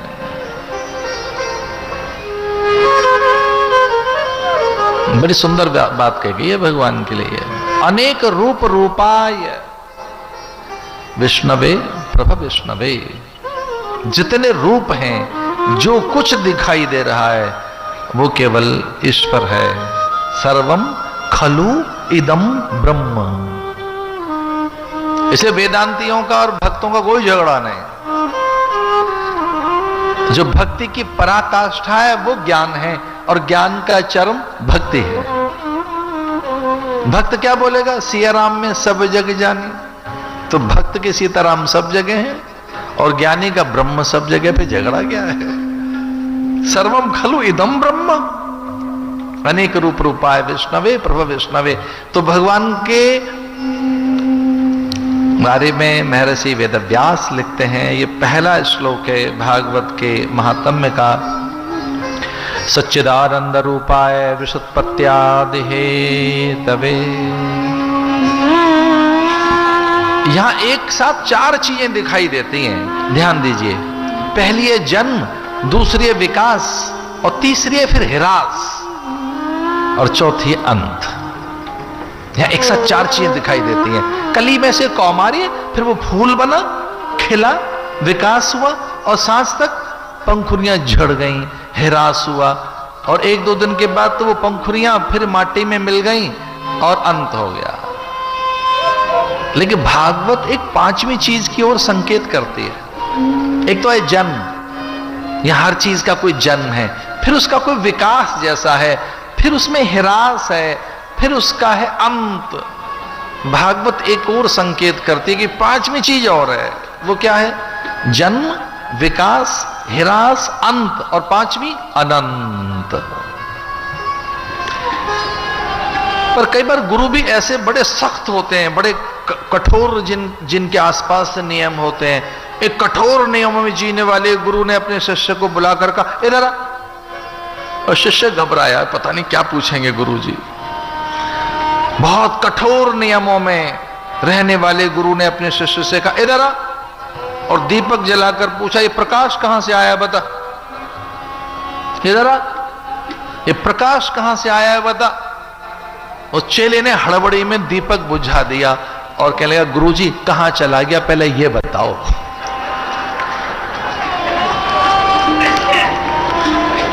अब गुरु लोग बड़ी, अब गुरु अधिकारों का प्रयोग। ये बहुत संकेत में एक बात कह रहा हूं कि कई बार हमारे पास कोई कानूनन अधिकार कुछ नहीं है।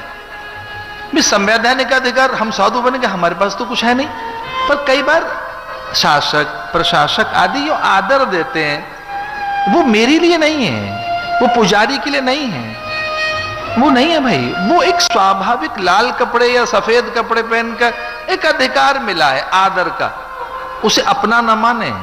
वो किसी कारण से है, वो आस्था ने अधिकार दिया है, विश्वास ने अधिकार दिया है। आपको अधिकारी पुरुष तो है नहीं, हम क्या अधिकारी हैं, हम तो भिक्षुक हैं। पर कई बार उपासकों के झुंड में दिखता है कि लोग प्रणाम कर रहे हैं। कई बार बहुत आदर के साथ शासक भी प्रणाम कर लेता है, प्रशासक भी प्रणाम कर लेते हैं। हम बेकार में बौर आ जाएं कि प्रणाम तो अवधेशानंद के लिए, ना भाई ना। ये आचार्यों के लिए, संतों के लिए, महापुरुषों के लिए लाखों वर्षों से इसमें तप आराधन हुआ है, उच्च जीवन जिया गया है, आदर्श के साथ जीवन जिया गया है।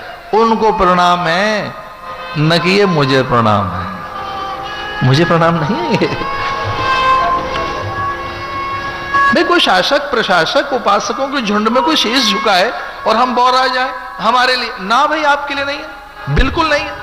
ये विद्या के लिए हो सकता है, परंपरा के लिए हो सकता है, कुछ मंत्रों के आश्रय में आप जीते हैं उनके लिए हो सकता है। क्योंकि आप किसी मंत्र के आश्रय और उसके प्रभाव में, आप किसी विद्या के रक्षण संवर्धन में, आप किसी परंपरा के अंगीभूत हैं, अथवा कुछ सैद्धांतिक निष्ठाएं आपके पास हैं, उन निष्ठाओं के कारण आपको प्रणाम है। ये बहुत अलग बात है, ध्यान से सुनना, अलग बात है।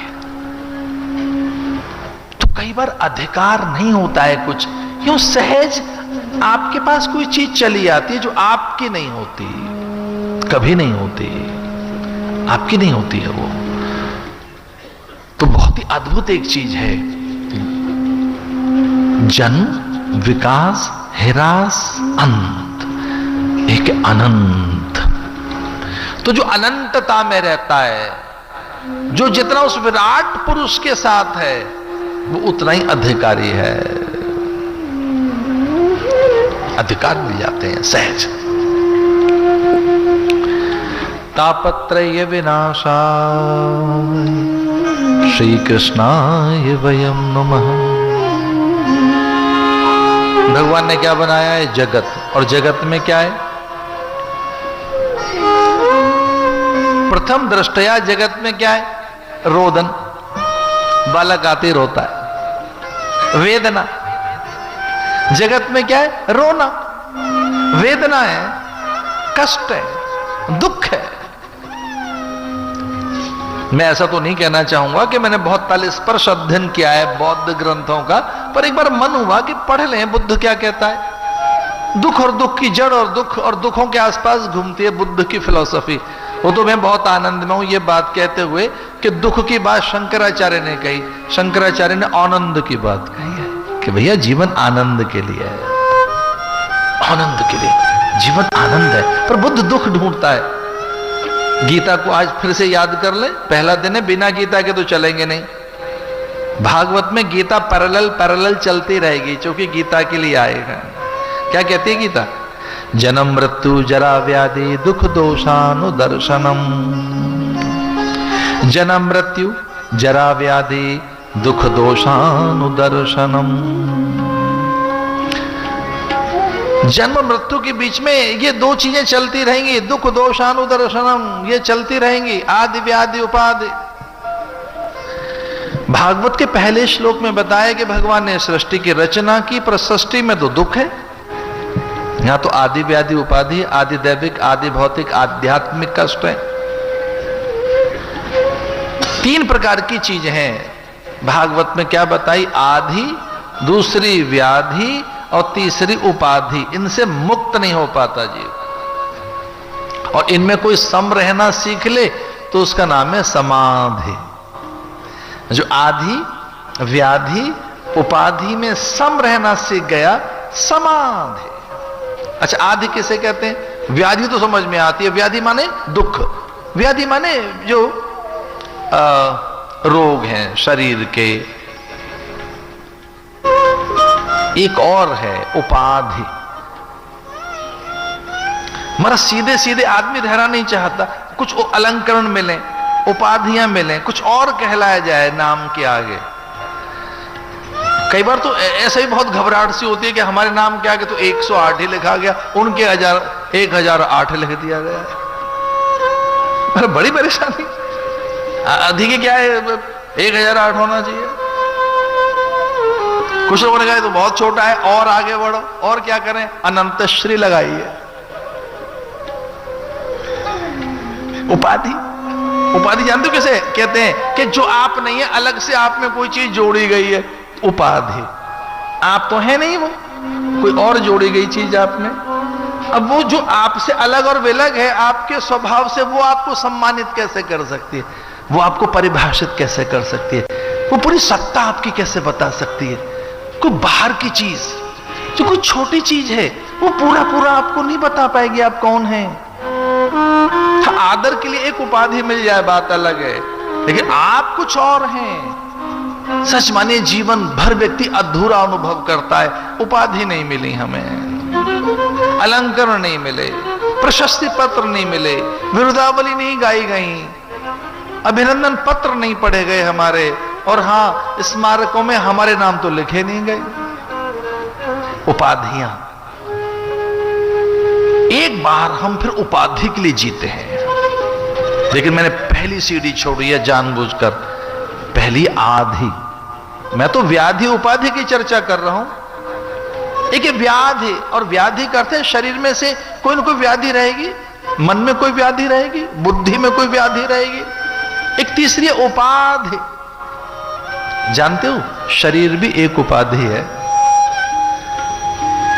जैसे आपने शरीर पर कपड़े लपेट रखे हैं, हमने जैसे तन पर वसन लिपटे हैं, वैसे ही सच मानिए मन के ऊपर तन लिपटा हुआ है। तन भी एक उपाधि है, ये देह भी एक उपाधि है। और इसके भीतर एक और लेयर है हमारे शरीर की। हमारे 3 शरीर बताए गए। पहला तो ये जिसमें चुबुक है, हनु है, वक्षस्थल, भुजाएं, भंगिमाएं, मुद्राएं, उन्नत ललाट है, वरुण है। एक ये जो ऊपर का शरीर है, ये ऊपर का जिसमें कुल, गोत्र, वंश, परंपरा, जाति, ये सब ऊपर की चीज। एक तो ये, और एक इसके भीतर है मन। एक शरीर कौन सा? ये स्थूल शरीर। दूसरा है सूक्ष्म शरीर। तो स्थूल शरीर पर जैसे कपड़े लपेटे हुए हमने, वैसे ही सूक्ष्म पर ये तन लिपटा हुआ है।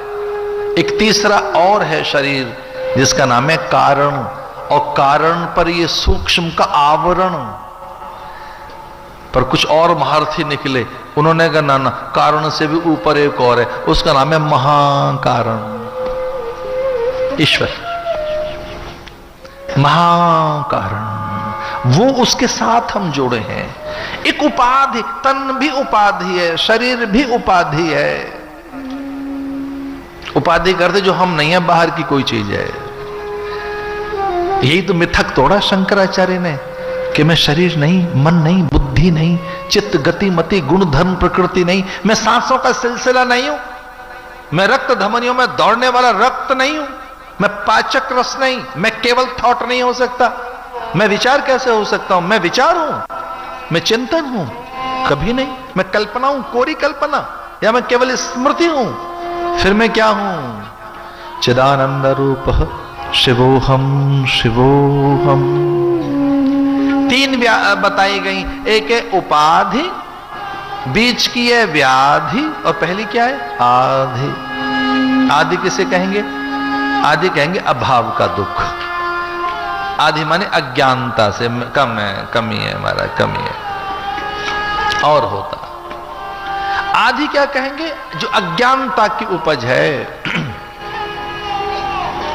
तापत्रय विनाशा श्री कृष्णाय वयं नमः।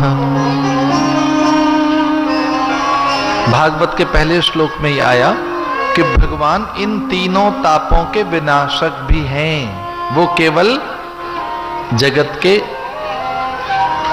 रचयिता नहीं, और इसमें केवल आने वाले दुख के कारक नहीं, विनाशक हैं। इस श्लोक का अंतिम चरण ध्यान से सुनो। श्री कृष्णाय वयं नमः, श्री कृष्णाय वयं नमः। महर्षि वेदव्यास अकेले हैं बिल्कुल गिरिकंदराओं में, पर कह रहे हैं हम प्रणाम करते हैं। अकेला व्यक्ति ये कैसे कह सकता है हम प्रणाम करते हैं? आओ हम सब मिलकर प्रणाम करते हैं। इसका अर्थ पता है क्या है? ये भागवत लिखी तो अकेले एक व्यक्ति ने, पर सबके कल्याण के लिए है। इसलिए कहता आओ हम सब मिलकर प्रणाम करते हैं। दिए की यही एक कहानी है कि कोई अकेला एक व्यक्ति उसे जलाता है, पर उसका प्रकाश उस एक के लिए नहीं है, उसका प्रकाश अनेक के लिए है।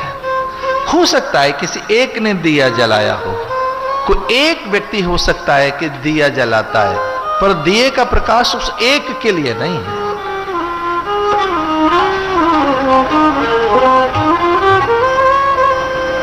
ये बिल्कुल आरंभिक है, भागवत का पहला दिन है। और भागवत का पहला दिन तो भूमिका का और एक प्रकार से अंतःकरण को योग्य बनाने का होता है।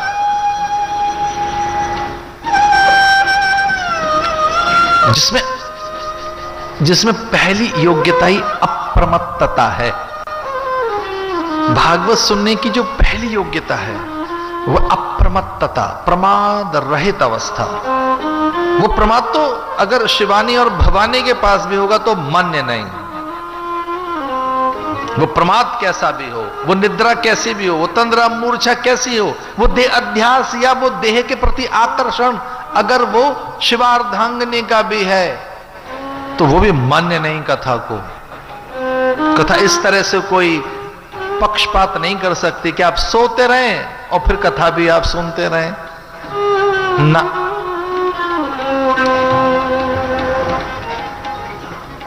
एक अद्भुत मंत्र है वेद का, अद्भुत मंत्र।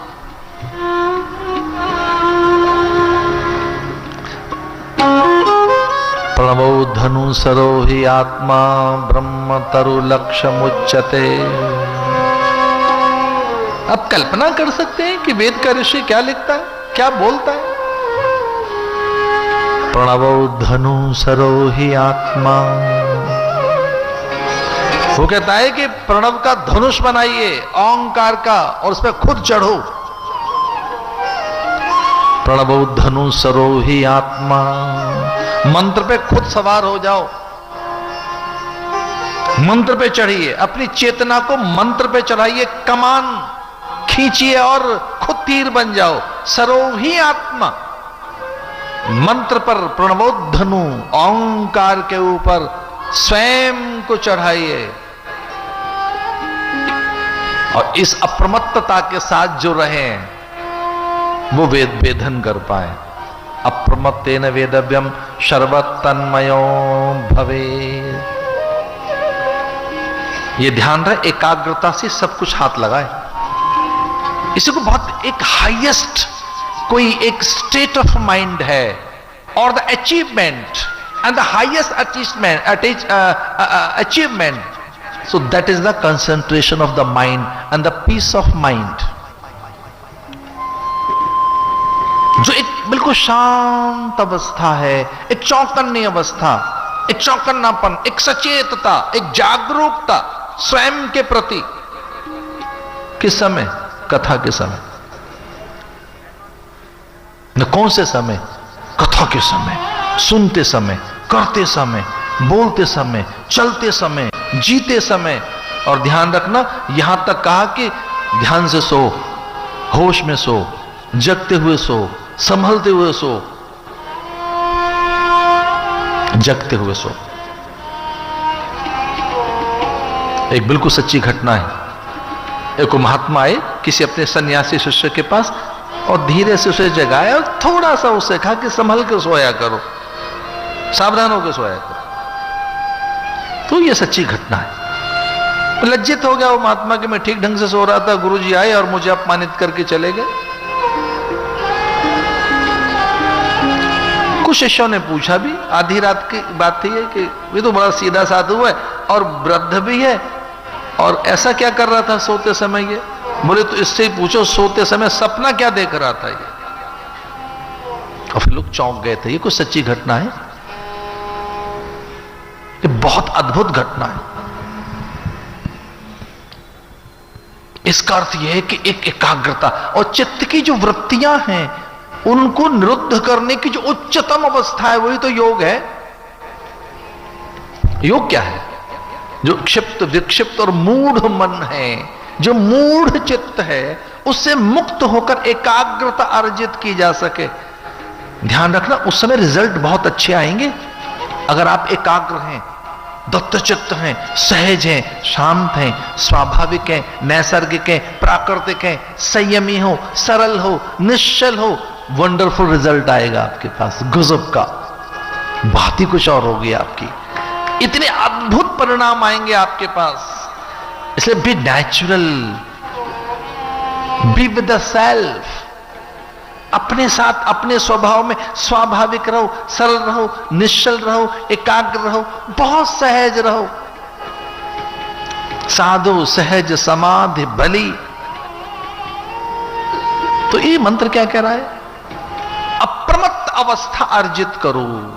अगर आप अप्रमत्त हैं, और उस अप्रमत्तता के लिए वेद ने यहां तक कहा उत्तिष्ठत जागृत। वेद ये नहीं कहता है कि पहले जगो, वो कहता है उठो पहले। कोई क्रम भी नहीं है आंखें खोलने का कि आदमी पहले बिस्तर से उठ के खड़ा हो जाए और फिर आंखें खोले, या कि फिर वो जगे। तो जो जगने का है क्रम वो यही है कि पहले आंखें खोलेगा फिर उठेगा। पर वेद कहता है पहले उठ जाना, खड़े हो जाना, फिर आंखें खोलना भले ही। तो उठ जा पहले, उत्तिष्ठत जागृत। अप्रमत्तेन वेदव्यम सर्वतन्मयो भवेत्। अप्रमत्त अवस्था, अप्रमत्त जानते हो किसे कहते हैं? प्रमाद नहीं बिल्कुल। इसलिए कोई प्रमाद था जिसके कारण शिव कथा कह रहे हैं और उनकी वांग संभूता भवानी उस कथा से वंचित रही। शौनिक ने सूत जी से प्रश्न किया कि हे गुरुवर, हम आपसे कथा सुनना चाहते हैं। और ये बड़ी बात है, अपनी पूज्यता के दंभ को विसार कर ऋषियों ने प्रश्न किया।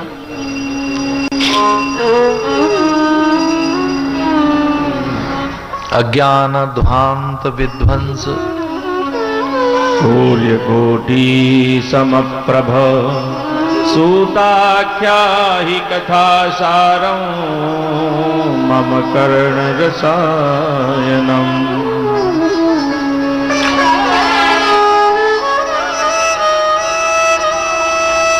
अब तो बहुत अच्छे मार्ग बन गए, या कि वो आपदा के कारण ध्वस्त भी हो गए पहाड़ के मार्ग। पर पहाड़ के मार्ग जब बने होंगे तो चट्टानों को कैसे चूर चूर किया गया होगा। वे शिलाएं जो मार्ग में आई, वे पर्वत शिखर और वे शिलाखंड अथवा वे प्रस्तर।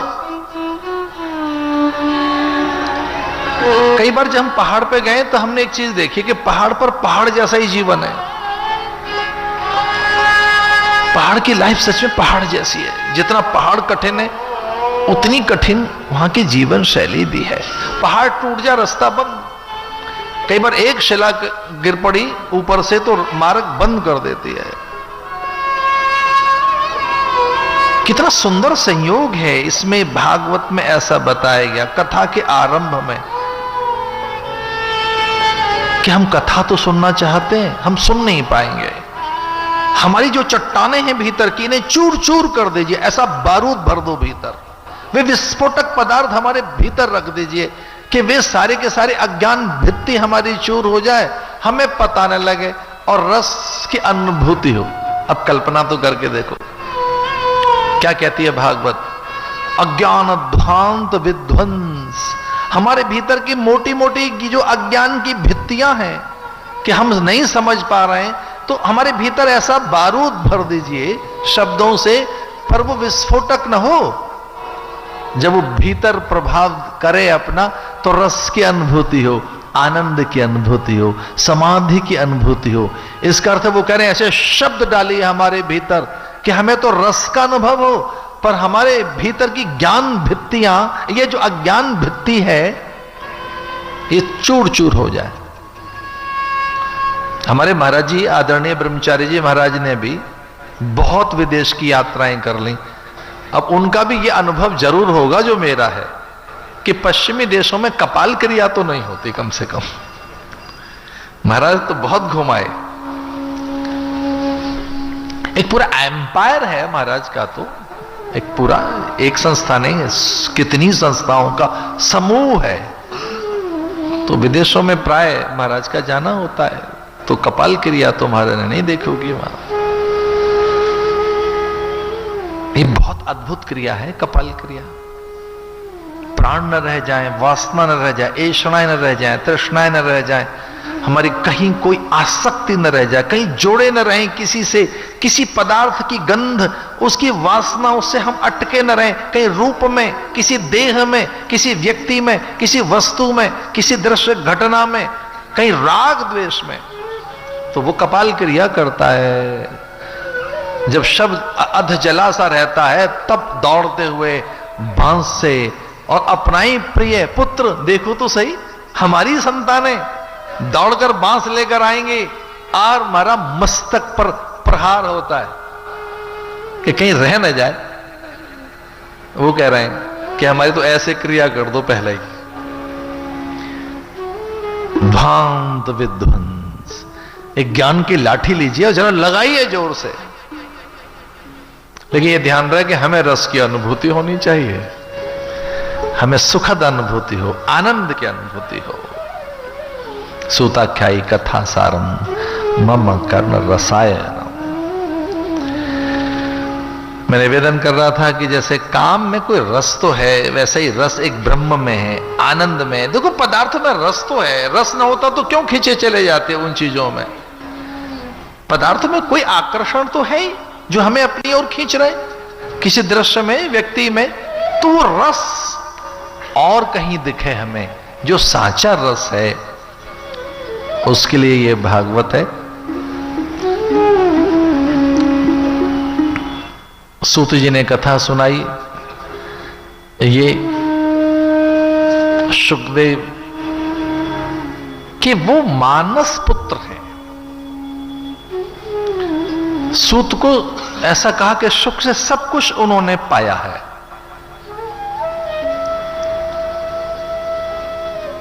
महात्म्य की कथा में नारद के दुख की निवृत्ति की बात आई कि किस प्रकार से भक्ति के दुख की बात आई कि किस प्रकार से नारद ने भक्ति के दुख का निवारण किया। ज्ञान वैराग्य की पुनर्स्थापना के लिए, ज्ञान वैराग्य पुनर्जीवित हो, विचार के अभाव में, ज्ञान के अभाव में, विवेक के अभाव में बड़े संकट आ जाते हैं।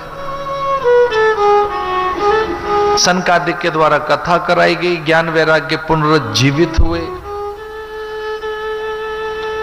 गौकर्ण धुंधुकारी कथा आती है कि किस प्रकार से वो पंच वैश्याओं के आकर्षण में शब्द स्पर्श रूप रस गंध, किस प्रकार से शब्द स्पर्श रूप रस गंध में फंसी चेतना धुंधुकारी की गौकर्ण ने कैसे मुक्त की, किस प्रकार से उन्होंने उपदेश दिए, धर्मम भजस्व सतताम, सतत धर्म का ही भजन करना है। भागवत की कथा में आपको बहुत अच्छा लगेगा। एक अनुष्ठान जैसा इस समय चल रहा है हमारा, यहां ब्रह्म सरोवर का ये तट है। इसके लिए तो यहां तक कहा जाता है कि जरा सी मृत्तिका यहां की लग जाए, मृत्तिका में मिट्टी, यहां के मृदकण भी छू लें कहीं शरीर को तो सब प्रकार की व्याधियां मिट जाती हैं, तन मन बुद्धि की। ये बहुत अद्भुत तीर्थ है हम जहां आए हुए हैं। कुरुक्षेत्र चैतन्य तीर्थ है। सतयुग का तीर्थ था नैमिषारण्य, द्वापर का था पुष्कर, त्रेता का पुष्कर था, और द्वापर का तीर्थ था कुरुक्षेत्र, और हरिद्वार है कलयुग का तीर्थ। ऐसा तीर्थों की महिमा बताई है। पर कुरुक्षेत्र एक ऐसा तीर्थ है जहां सप्तपुरियों का अंतरंग वास है, ये श्री क्षेत्र है। तो जो प्राय यहां कथा सुनने चले आए, मेरा ऐसा उनसे निवेदन है कि वो अनुष्ठान करें, यहाँ जप में रहें, थोड़ा मौन में रहें, थोड़ा स्वाध्याय करें। कितना अच्छा हो कि कुछ नियम से यहाँ रहें तो बड़ा आनंद आएगा। एक छोटा सा नियम पालने का मेरा भी अभ्यास है और वो प्रयास करता हूँ कि उस नियम का पालन हो सके। उसका नाम है समय का पालन करना, समय से। तो आज पहला दिन, उत्सव का दिन, शोभा यात्रा का दिन, अतिथियों के आदर का दिन, यजमान के द्वारा संकल्प लेने का दिन, यज्ञ आदि का दिन, और वो बड़ा अद्भुत रहा। घड़ी की ओर झांक कर देखूं तो